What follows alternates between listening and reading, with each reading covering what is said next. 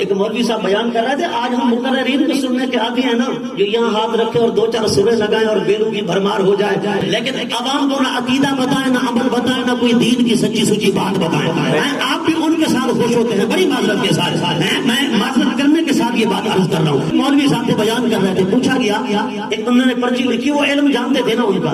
यहाँ के लोग अल्लाह ताला को वाजिबुल वजूद मानते हैं। क्या मानते हैं? वाजिबुल वजूद। उसने पर्ची पढ़ी, उसने वजूद यही समझा ना जो हम सरेकी में बोलते हैं, वजूद का माना जिस्म। उसने कहा ला हौला वला कुव्वता इल्ला बिल्लाह, अस्तगफिरुल्लाह।